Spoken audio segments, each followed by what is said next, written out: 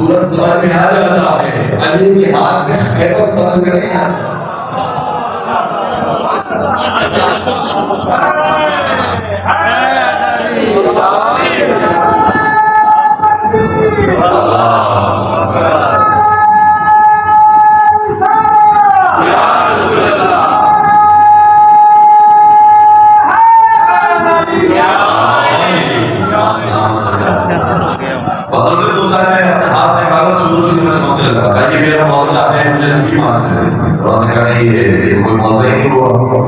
दूसरा मौजूद क्या करा वो लिखा, दूसरा मौजूद मेरे मूसा अलैहिस्सलाम ने लिखाया, असाब देखी अजले में लगे हो गया।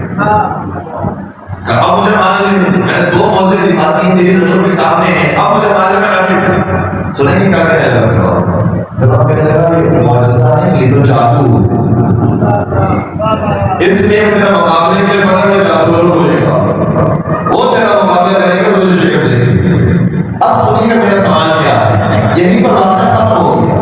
मेरा सवाल सुनिए, सवाल ये है मूसा कलीमुल्लाह, अगर आपने इतनी ज़हमत फरमाई है कि असा ज़मीन पर देखा है तो अर्शे में तब्दील हो चुका, इतना और हुक्म दे दीजिए कि ए अर्शे फिरौन का निकल दे।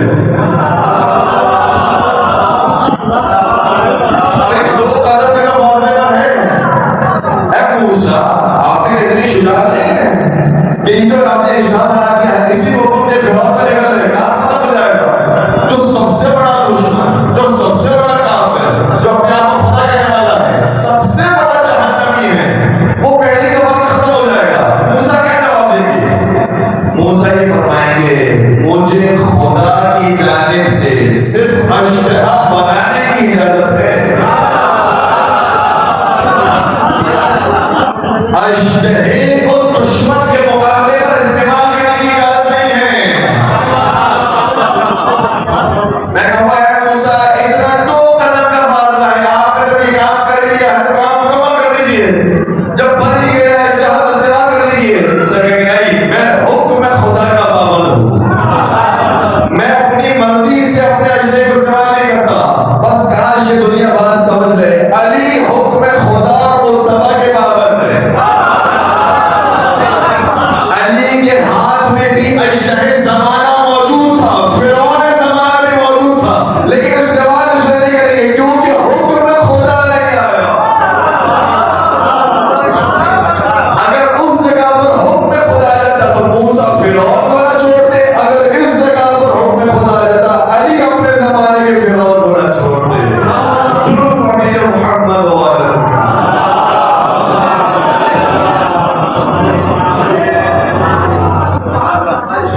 कुरान की साइड को अच्छी तरह से रखिएगा। कुरान में खूब कहा अकबर हो लेकिन दरबार याद है। अब क्या हुआ, कुरान खुद कह रहा है फलम्मा कुतिबा अलैहिम क़िताल, ये असहाब तो मक्का में जब इनके ऊपर मसाइल उठाए जाते थे, कहा कि अभी मसला नहीं दरबार, लेकिन यही सहाबा किराम रिज़वानुल्लाह अलैहिम अजमईन ये जब मदीना पहुंचे और मदीना में वहां से चढ़ाई शुरू हुई, कभी गज़ल बदर हुई, कभी गज़ल उहद हुई, कभी खंदक हुई, कभी हुनैन हुई, कभी खैबर हुई, बड़ी बड़ी जंगें हो रही हैं। 80 जंगें हुई हैं मुसलमानों के खिलाफ। जब मदीना में पहुंचे इनके खिलाफ जंगें होने लगी, अब खुदा की तरफ से आवाज आई फलम्मा कुतिबा अलैहिमुल क़िताल, अब तलवार निकालने का वक्त है। वो जो शौक करते थे कि तलवार उठाएंगे, अब उठाओ तलवार, अब क्या होना चाहिए? क्या जवाब? बहुत शुक्रिया पढ़ेगा, बहुत शुक्रिया या रसूल अल्लाह, आपने तलवार उठाने की बात की, अब बढ़ के हमला करेंगे, कुफार को तहसीस कर देंगे, यही जज्बा होना चाहिए। कुरान पढ़िए, कुरान की अल्लाह देखिए फलम्मा कुतिबा अलैहिमुल क़िताल, और जब इन पर जिहाद को वाजिब कर दिया, इन्ना फरीक़ुम मिनहुम यख़शौना अन्नास खशयतिल्लाह, तो एक गिरोह कुफार को देखकर ऐसे डरने लगा जैसे अल्लाह से डर रहा हो। ये मैं कुरान सुना रहा हूँ, किसी शिया का कलाम नहीं सुना रहा, ये अल्लाह पाक का कलाम है जिसके अंदर जर्रा बराबर की तब्दीली नहीं हो सकती। इन्ना फरीक़ुम मिनहुम यख़शौना अन्नास, ये डरने लगे उसे जैसे अल्लाह से डर रहे हो, नहीं आओ अशद्द खशिया, ये तो खुदा से भी इतना नहीं डरते जितना लश्करों को लेकर डर गए। ये कुरान है। वक़ालू, और कहने लगे रब्बना लिमा कतबता अलैना क़िताल, माले वाले तूने हम पर जिहाद को क्यों मुसल्लत कर दिया। लौला अखरतना इला अजलिन करीब, काश उसे थोड़ा सा मौका कर देता, हम सुकून के साथ जिंदगी जी लेते, हमारे बाद आने वाले नस्ल लड़ते रहते, हमारी जिंदगी तो सुकून के साथ गुजर जाती। खुदा की तरफ से जवाब आया, कुल ए रसूल इन्हें जवाब दे दो, मताउ दुनिया कलील, दुनिया की जिंदगी तो बहुत कलील है, वल आखिरतु खैरुल लिमन इत्तका, और अच्छी आखिरत उसके लिए है जो साहिब तकवा होगा, यानी मुत्तकी होगा। मुत्तकी के लिए ही आखिरत है। जब मुत्तकी के लिए ही आखिरत है तो मुझे बताओ उसका मकाम क्या होगा जो इमामुल मुत्तकीन होगा।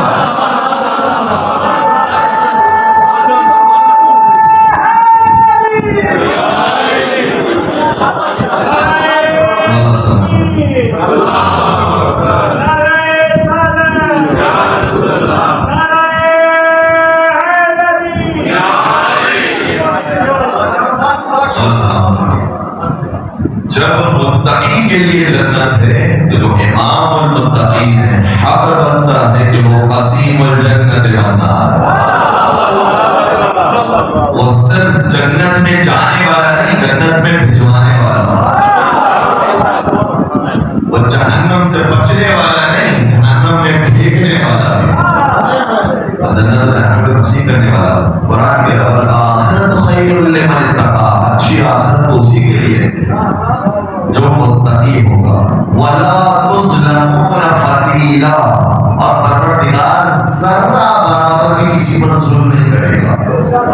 अब हमें समझ में आया कि उसूल दीन में हमने अदल को क्यों रखा है। खुदा कह रहा है हम जर्रा बराबर भी किसी को जुल्म नहीं करेंगे। ये जो फतीला का लफ्ज़ इस्तेमाल हुआ है अरबी ज़बान में, फतीला का जो लफ्ज़ी तर्जुमा है वो ये है, अरब के अंदर खजूर बहुत खाई जाती थी, खजूर की गुठली के ऊपर हल्का से धागा होता है, बारीक सा जो धागा उसके बीच के ऊपर होता है, उसको कहा जाता है फतीला। खुदा इतना भी किसी पर जुल्म नहीं करेगा। अगर किसी ने सख्ती के साथ भी किसी मुत्तकी को देखा, उसका भी अंजाम से भुगतना पड़ेगा। अगर किसी मुत्तकी के ऊपर तलवार उठा ली,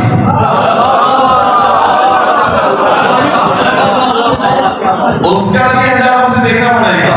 जब आप मुत्तकी को भी गज़ब की निगाह से देखने की इजाज़त देंगे तो इमामुल मुत्तकीन के सामने तलवार उठाने की इजाज़त कैसे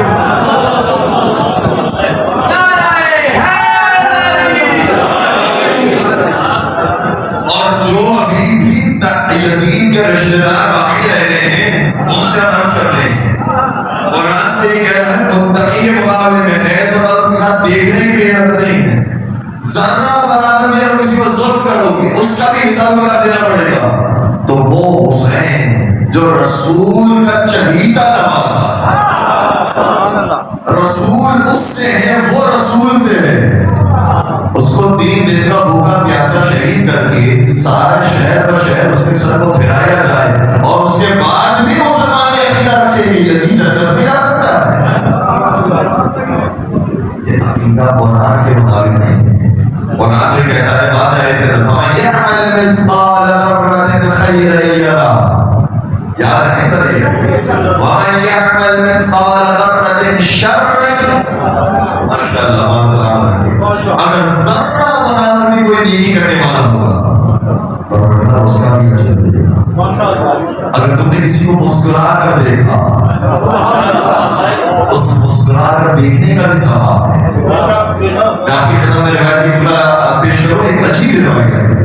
अगर कुछ किसी मरीज की मदद करने के लिए जाता है, लेकिन जब मदद करने के लिए पहुंचा पता चला उसकी पहले किसी ने मदद कर दी, अब उसको हमारी मदद की कोई जरूरत नहीं है। खुदा फरमाता है अगर किसी मरीज की मदद के लिए तुमने नियत भी की थी, खुदा तुम्हें इतना अजर देगा कि खाना मिन ज़ुनूबिही कयौम वलदतहु उम्मुहु, खुदा तुम्हारे गुनाहों को ऐसे माफ कर देगा जैसे आज ही तुम शेख में माता से पैदा हो।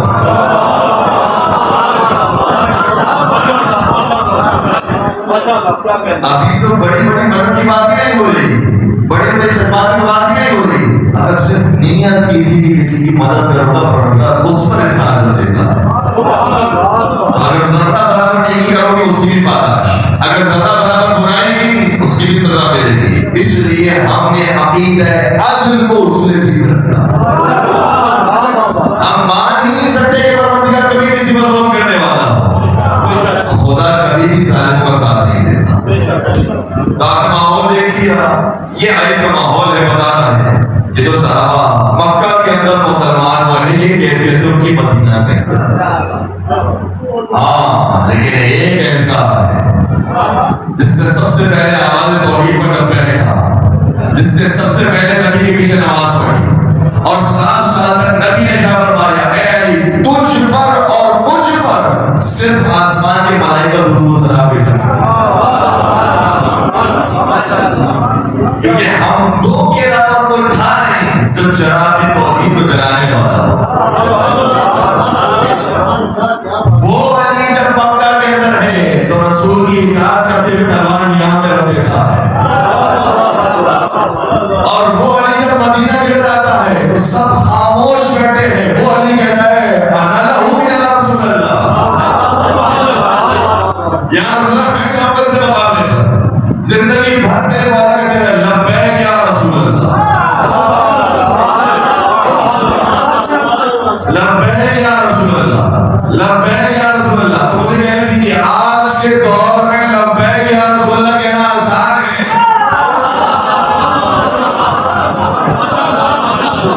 जब बात जान पर आ गई थी तो सब खामोश थे सिवाय अली के।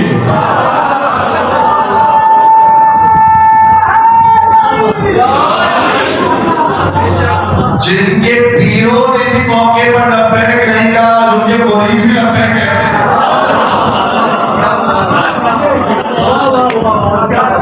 लेकिन मुझे कहने दीजिए, मैं अपने भाई की तरफ पेश करूं, आप माशाल्लाह हमारे भाई हमारे दोस्त हैं। क्यों?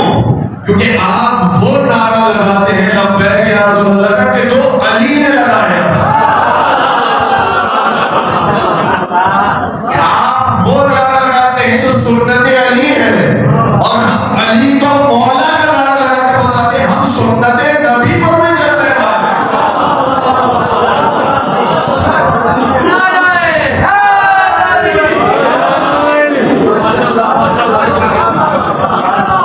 अली मौला का नारा लगाना सुन्नत नबी है, सुन्नत पर चलने वालों अली को मौला कहा करो, ये नबी की सुन्नत है।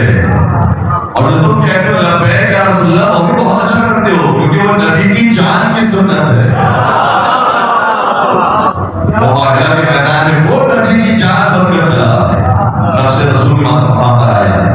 तो बहुत सारी जगह होगी, किसी भी जगह के अंदर किसी ने इतना जल्दी लब्बैक नहीं कहा, बल्कि बाज जंगें ऐसी थी जब बनी हाशिम के पहलवान ही बाकी नहीं रहे। जनाब हमजा शहीद हो गए, जनाब जाफर तैयार शहीद हो गए, तो उसके बाद सिर्फ अली होते थे जो लब्बैक कहते थे, बाकी सन्नाटा होता था। अजीब बात है, हर सन्नाटे को तोड़ा है तो अली ने तोड़ा है। चाहे मैदान का सन्नाटा हो या मस्जिद का सन्नाटा हो। जब साहिब मस्जिद में भी आया था कुछ भीख मांगने के लिए, सवाल करने के लिए, तो किसी ने उस सन्नाटे को नहीं तोड़ा था, उसी ने तोड़ा था जो मैदान में तोड़ता था। वो जब जाने लगा तो कहने लगा परवरदिगार तेरे घर से तन्हा जा रहा हूं, तेरे घर से बगैर कुछ लिए जा रहा हूं। तो उसने अल्लाह के घर को बचाने का ऐलान किया कि जो अल्लाह ही के घर में आया था।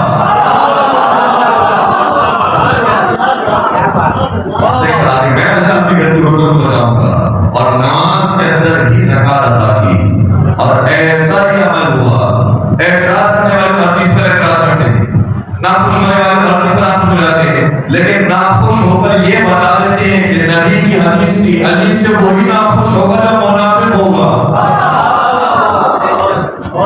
और अली से वही खुश होगा कि जो अली को मुहिब होगा और वो मोमिन होगा। तो नाखुश होकर भी हमारे लिए फैसला करना आसान हो जाता है, कौन मोमिन है कौन मुनाफिक है। लेकिन हम नाखुश होने वाला शख्स करूंगा, अगर तुम अली की इस नमाज पर नाखुश हो कि अली ने अल्लाह की मोहब्बत की खातिर, कैसे हो सकता है कि साहिब की आवाज को सुन लिया और साहिब की आवाज में मदद कर दी? मैं कहूंगा यही मदद ऐसी थी कि खुदा ने अली की किसी नमाज के लिए आयत नहीं उतारी, अगर उतारी तो इसी नमाज के लिए।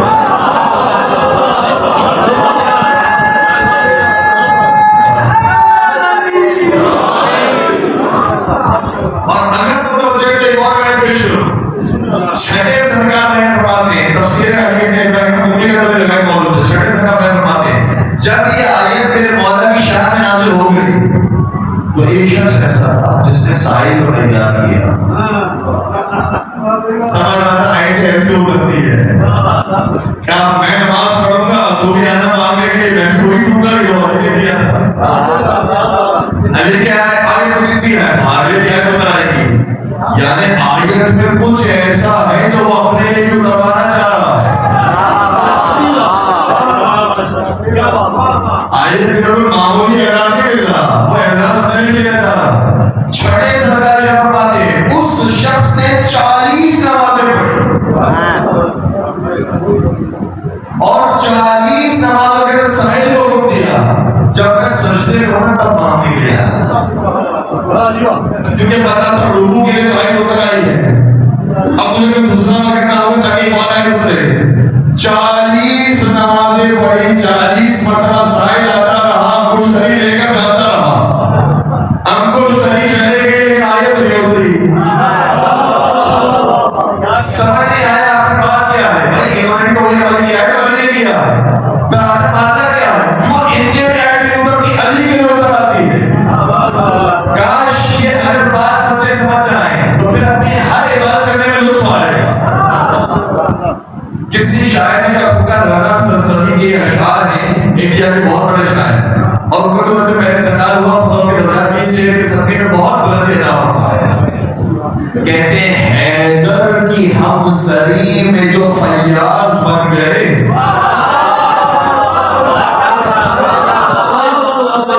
पहले रखिएगा किस लिए के फयाज बने, तो ये अल्लाह की खुशनुदी के लिए नहीं, हैदर की हमसरी के लिए। हैदर की हमसरी में जो फयाज बन गए, उनकी नमाज भी गई है कुछ तरीके से।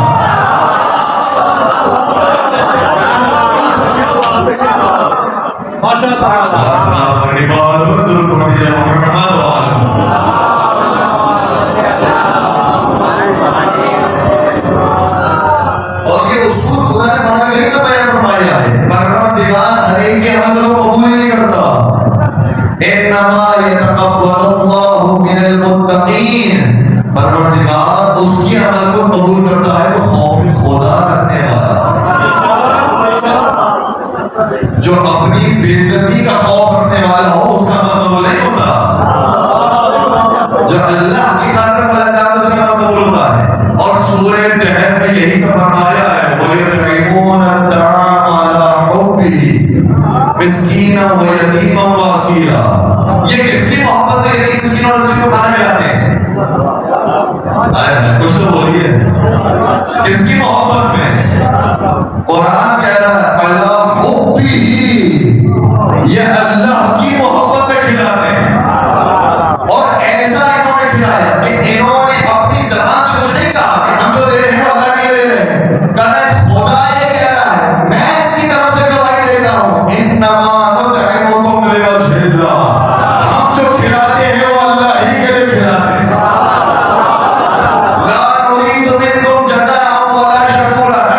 शुक्रिया की खातिर खिलाते हैं, ना किसी फायदे की खातिर।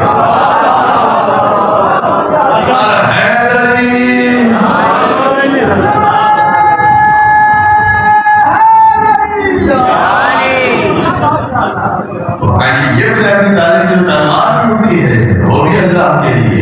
सरनाटे को तोड़ा है अली, और तोड़ा है तो परवरदिगार के हुक्म से, रसूलुल्लाह के हुक्म से। गस्ल बदर को जानते हैं कितनी थी, लेकिन आप देख रहे हैं के साथ आगे समाज की है।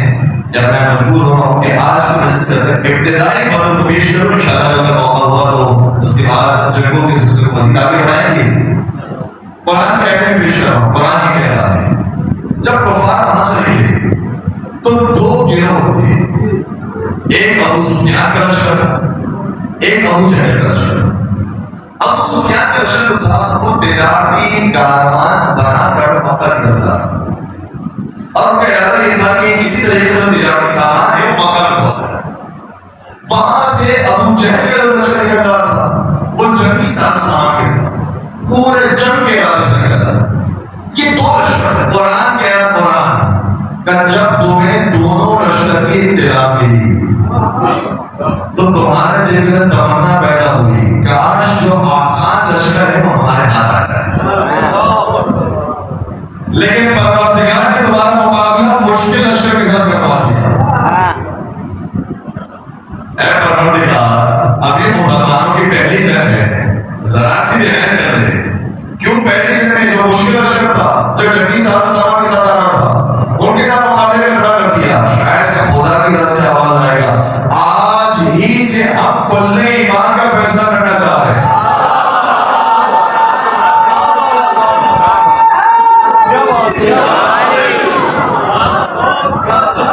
जो ज़बानी मोमिन है, जो हकीकी मोमिन है, आज ही खालिस और नाखालिस को अलग करना चाहते हैं, बताना चाहते हैं। जब ऐसा लश्कर आ जाए तो कितने ऐसे जो मैदान में रहते हैं, कितने ऐसे जो मैदान छोड़कर तशरीफ ले जाते हैं।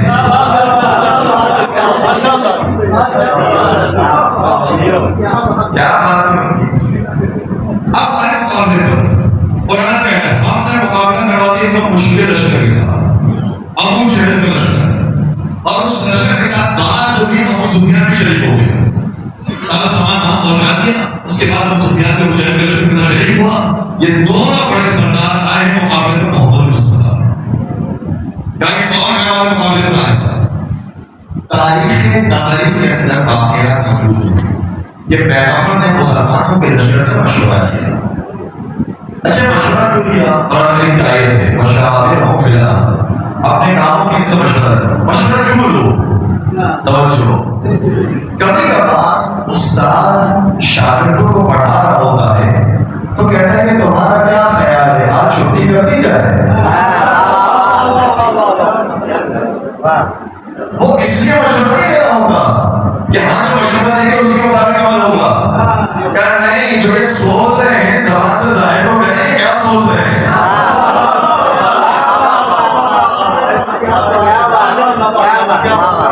इनके जो दिल के जज्बात है वो तो हमारे सामने आए। बताओ तुम्हारा क्या मशवरा है? आज खेल लें, आज पढ़ाई छोड़ देते हैं, आज खेलने के लिए चलते हैं।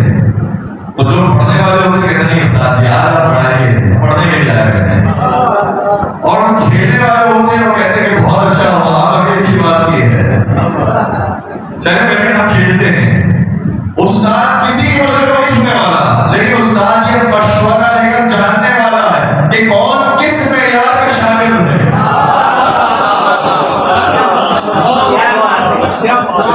नबी की मशवरा है, क्या ख्याल है, मदीना के अंदर रहकर जंग करें, मदीना के बाहर जाकर जंग करें, या जंग छोड़ दें, क्या है तुम्हारा क्या ख्याल है? अब किसी ने मशवरा किया, किसने मशवरा किया? नाम हटा दिया। कुछ ऐसे समझदार मौके थे जिन्होंने अपने सामने का बड़ा कारनामा किया है कि उन्होंने वो जुमले गलत दिए, लेकिन वो नाम को नहीं लिखा कि वो कौन से थे जिन्होंने मशवरा किया। लेकिन अगर किसी मौलवी ने ये कारनामा किया है तो दूसरे मौलवी ने दूसरा कारनामा किया। उसने कहा नामों को लिख देते हैं कि बातों को छुपा देते हैं। छुपाने की इसने भी कोशिश की, छुपाने की उसने भी कोशिश की। खुदा का इरादा ये था कि बात छुपने ही ना पाए। अगर उनके नामों को इनकी बातों के साथ जोड़ दिया जाए तो पता चलता है किसने कौन सी बात बयान की। रिवायत पहला खड़ा हुआ, ठीक है, इतना बड़ा समझदार है कि किसी का नाम ना भी लिया जाए तो पूरा काम हो जाए। पहले से सुना उसने कहा या रसूल अल्लाह, आप देखने लश्कर इतना बड़ा हमारे लिए समझना मुश्किल हो जाए। हमारा मशवरा तो ये है कि यहाँ से आप जंग छोड़िए, मदीना में तशरीफ ले जाते हैं, अपने घरों में महसूस हो जाते हैं ताकि तो मुकाबला ही ना हो। जिन्होंने नाम को छुपाया तो उन्होंने कहा कि बड़ा अच्छा मशवरा किसी ने दिया, तो पैगंबर ने फरमाया आप तशरीफ रखिए।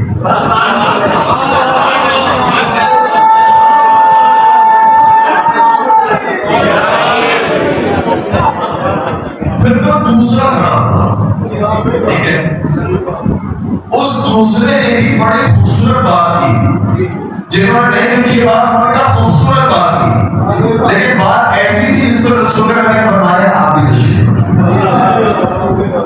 फिर एक तीसरा खड़ा हुआ, उसका नाम मौजूद, उसकी बात भी मौजूद, और हर एक ने उसका नाम भी लिखा, उसकी बात भी लिखा।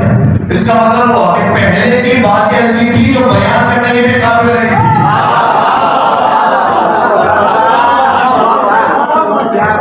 लेकिन तीसरे ने आगे कहा, इनका नाम है हज़रत साद इब्न उबादा, ये मदीना के अंसारी साहब हैं। कह रहे हैं या रसूल अल्लाह, हम मूसा के साथी नहीं हैं जो मूसा को कहते थे जाओ तुम्हारा काम और तुम जाकर लड़ो, जब जीत हो जाए तो हम तुम्हारे पीछे भी जा जाएंगे। हम मोहम्मद के चाहने वाले हैं। अगर हुक्म करेंगे कि मदीना से बाहर निकले, मदीना से बाहर निकलेंगे, हुक्म देंगे मदीना के अंदर रहे, मदीना के अंदर रहेंगे, हुक्म देंगे तलवार उठाए, तलवार उठाएंगे, हुक्म दे तलवार आते तो तलवार देंगे। जब ये जज्बा नबी ने सुना, नबी ने इसे दुआएं दी और कहा खुदा तुझ पर रहमत नाज़िल करे, खुदा तेरी जिंदगी में बरकत नाज़िल करे। इसका मतलब ये हुआ कि पहलों ने जो बातें की थी वो ऐसी थी ही नहीं कि नबी रहमतुल्लिल आलमीन होने के बावजूद रहमत की दुआ करे।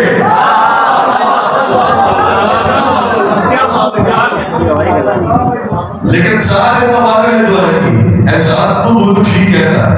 और जैसे ही साथ की बात को कबूल करने लगे, नबी ने कहा कि नारा लगाओ, नारे तकबीर बुलंद हो, और सब ने फैसला किया पहले जंग की तरफ जाएंगे। इसका मतलब है कि नबी ने जांच लिया कौन किस मेयार का मोमिन है। अब आए मैदान की तरफ, आइए मैदान की तरफ। जैसे मैदान की तरफ सामने कुफार का लश्कर है या मुसलमान का लश्कर है। कुफार की जो तीन बड़े मुकाबले वो सामने आए, शेबा, उतबा, वलीद बिन उतबा। यहाँ मुकाबले के लिए अंसारी सहाबी ने आवाज बुलंद किया था, अंसार ने कहा या रसूलल्लाह, हम आपको पनाह में रखेंगे और हम इनके मुकाबले में जाएंगे। वहां से कुफार कहने लगे मुकाबले के लिए हमारे बराबर के लोग भेजो। काफिर थे लेकिन इतनी गैरत थी, मुकाबला होता है तो बराबर के लोगों का होता है। नारे तकबीर, नारे रिसालत, नारे कैसनू किए मोहम्मद वाले मोहम्मद गुलाम का सलावत।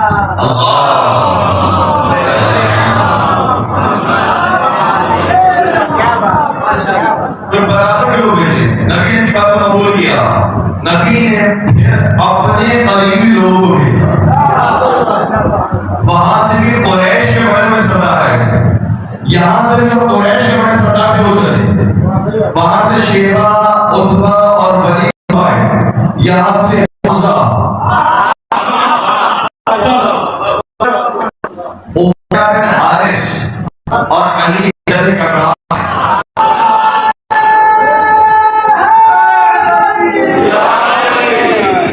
मैं सिर्फ एक बात बयान करना चाह रहा हूं, कहते नबी ने ये भी फरमाया था कि मेरे चले जाने के बाद 12 अमीर होंगे और वो कुरैश में से होंगे।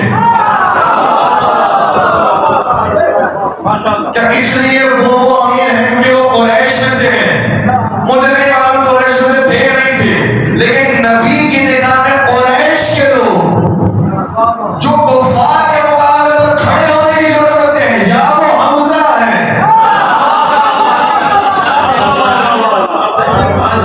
या वो बेटा है या वो अली शेर खुदा है।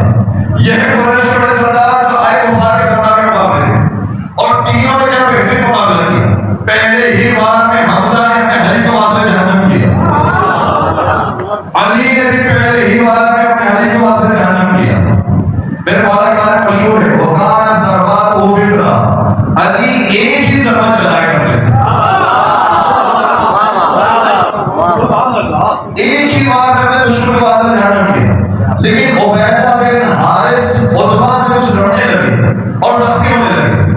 देखा मेरे वाला ने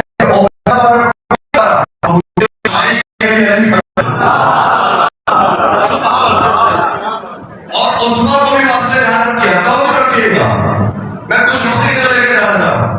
अली ने फिर यहाँ पर इत्तेफाक नहीं किया।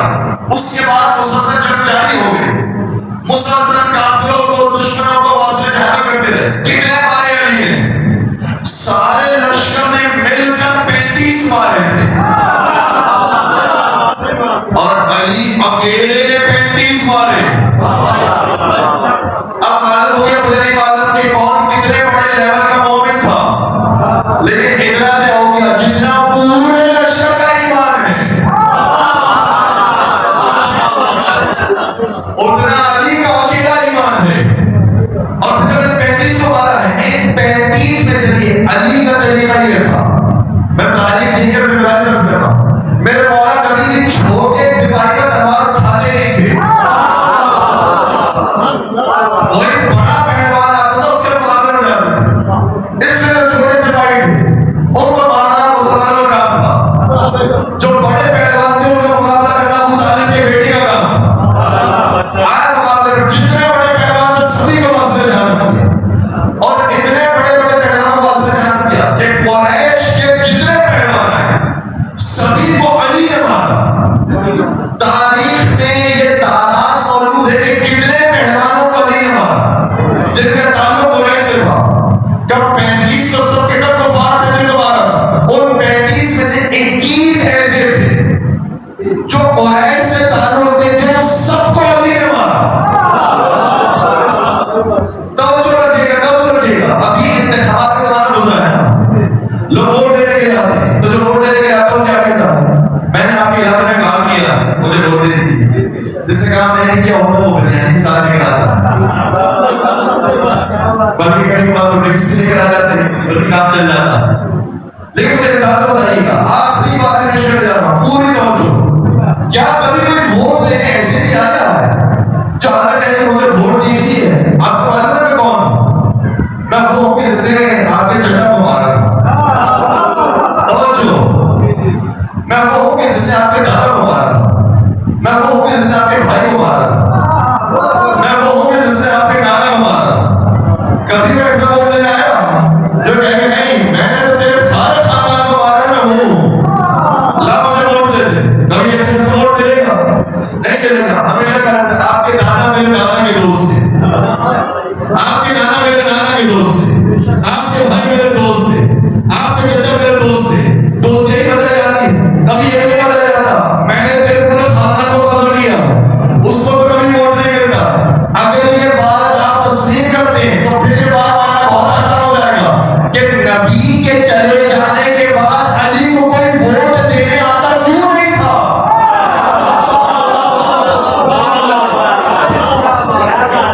अली को वोट मिले तो कैसे मिले? अली ने किसी के चचा को मारा, किसी के ताया को मारा, किसी के नाना को मारा, किसी के दादा को मारा, किसी के भाई को मारा।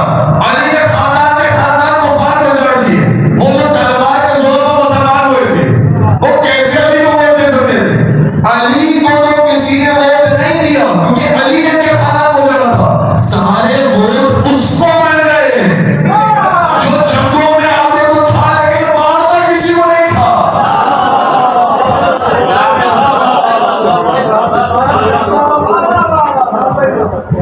और अगर आप थक गए हैं तो मैं आपकी खस्तगी दूर करने के लिए एक हवाला भी पेश कर दूं कि ये बात मैंने जोश खिताबत नहीं की है, पूरी इल्मी दलील के साथ पेश की। इब्न अबी हदीद मुअतज़िली जिनका मेरे मसला से ताल्लुक नहीं, उन्होंने अपनी किताब में लिखा पहले के बारे में, कहते हैं कि लम यरमी अत्तु बिस्सहम वला सल्ल सैफन वला अराक दमन। पहले भी अगर शुजा के जौहर देखने हो तो ये थे, जंगों में ना कभी तीर चलाया,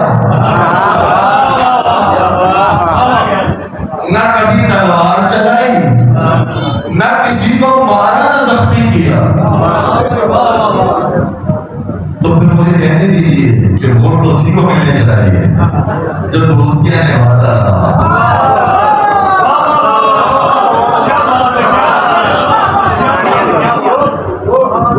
और वो फिर बस इख्तियार आ गया। बस अजीजों, मैंने करबला के मुकदमे को आज की गुफ्तगू में बयान कर दिया। क्यों अली की दुनिया दुश्मन हो गई? अली ने बड़े बड़े पैमाने पर मसले बयान किए। अगर कोई खूनी रिश्तेदार हो बर्दाश्त नहीं होता। इस्लाम कबूल कर लिया है लेकिन अभी भी वो जख्म ताज़ा है। इसीलिए तो यजीद मिंबर पर आकर कहता है यौम बदर, हम नबी से तो बदला नहीं ले सकते, नबी की हाथ से अपने बदर का बदला ले लिया।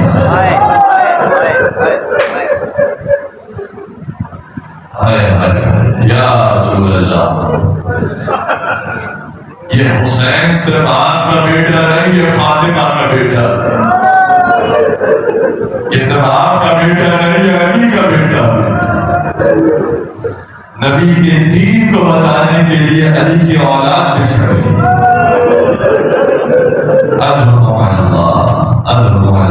करबला के मैदान में अली के सारे बेटे मारे गए और शाम के बाजार में अली की बेटियां बेमहरम चादर फहराई गई। अल्लाह अकबर, मैंने जुमले कैसे कह दी और आपने कैसे सुन ली है। मैं आपकी बात नहीं करता, मैं अपनी बात करता हूँ।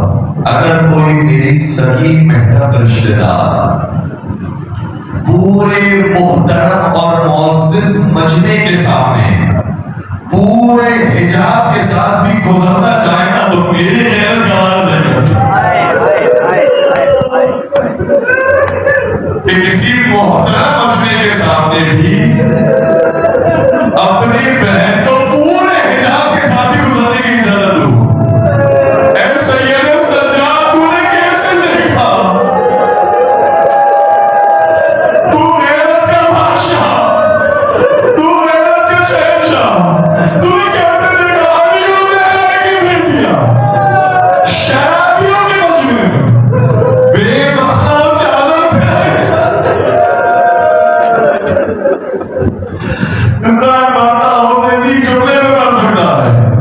ज़माने के मंज़र में फरमाते हैं, ए आका, मैं करबला में मौजूद नहीं था, वरना मैं भी अपनी जान आप पर कुर्बान करता, लेकिन मैं अगर ज़माने से मुअख्खर कर दिया हूँ तो मैं करबला को याद करके सुबह भी रोऊंगा, शाम भी रोऊंगा और ऐसा रोऊंगा कि आंखों से आंसू नहीं, खून के कतरे टपकने लगेंगे।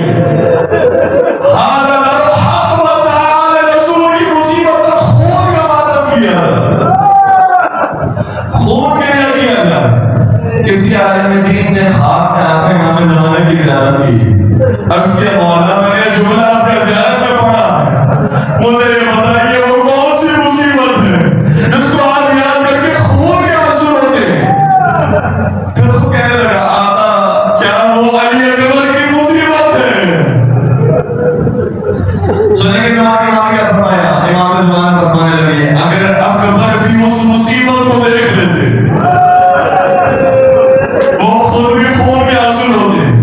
ये समझ में शायद अकबर के बाद गाज़ी अब्बास की मुसीबत आई। कहते हैं वो अब्बास रज़्ज़ाक़ की शादी कटने की मुसीबत है। कहते हैं अगर अब्बास भी उस मंजर को देख लेते वो भी खून के आंसू होते।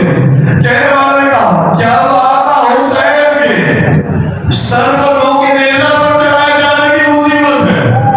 कहते हैं अगर हुसैन भी उस मुसीबत को देख लेते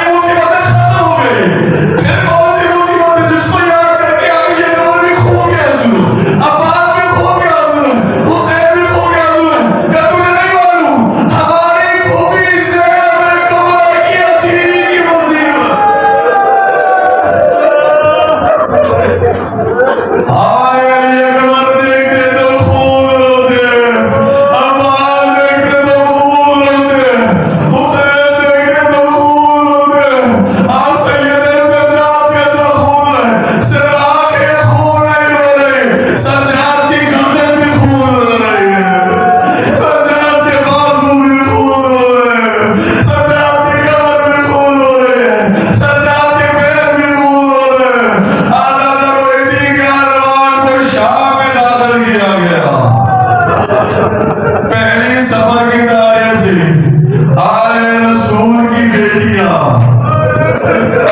ऐदी बनाकर शाम में दाखिल किनारे, मेरे मौला के दुश्मन का शहर आ गया। शाम से जरा तली काफिले को रोका गया, बताया गया आज हम इंतकाम लेकर आए हैं, उनके सरों को भी लेकर आए हैं, और को वसीले भी लेकर आए हैं। हुक्म क्या है, कब आए और कहां से आए? यजीद ने कहा पहले तो सब्र कर, हमें पूरे शहर को सजाना है। सारे शहर को दुल्हन की तरह सजाया गया, हुक्म दिया गया सब नए कपड़े पहने, सब खुशबू लगा है, सब शीरीन तकसीम करें, एक दूसरे को मुबारक माने। किस बात की मुबारक है? ज़हरा की बेटियों को वसील बना के लाया जा रहा है। मैं रिवायत की आपकी खबर कर रहा हूँ, शाम में जब बीबियां दाखिल हुई, 5 अफराद भी मेरे किसी बहन को देखने वाले ना हो, अली की पाक बेटियों को देखने के लिए 5 लाख शामी जमा हो गए। बदमाशों के मजमे से ज़हरा की शर्मसार बेटी, ज़हरा की पर्दादार बेटी अपने सर को झुकाए झुकाए दरबार की तरफ जा रही है। ऐसा तुमने भी कभी ना कभी तो नजर से करबला की मशी की होगी, प्यादा नबी की होगी, अंदाजा आपको भी है। 3 दिन पैदल चलने के बाद पैरों में कितना दर्द होगा, जब के रास्ते में कोई पानी पिलाने वाला है, कोई खाना खिलाने वाला है, कोई पैरों को दबाने वाला है, कोई खुशामद करने वाला है, कोई बिस्तर लगाने वाला है। हाय अली की बेटियां करबला से शाम आई है। कोई पानी देने वाला ना होता, कोई आराम देने वाला होता ना होता, लेकिन कोई ज़हरा कुबरा को ताज़िया ना पड़े, कोई दुर्रे तो ना लगाए। आइए तो खियाली माए, शाम में दाखिल होती है, सारे में साड़ी आते हैं, सैयद सजाद कहते हैं सहल तू सहाबी रसूल है, मेरा एक काम करता था, अगर तेरे पास कुछ रकम मौजूद है, नेज़ा बरदार हो सके, नेज़े को आगे लेकर चले, दुनिया नेज़ों को तमाशा करे, ज़हरा की पाक बेटियों के चेहरे पर किसी की निगाह।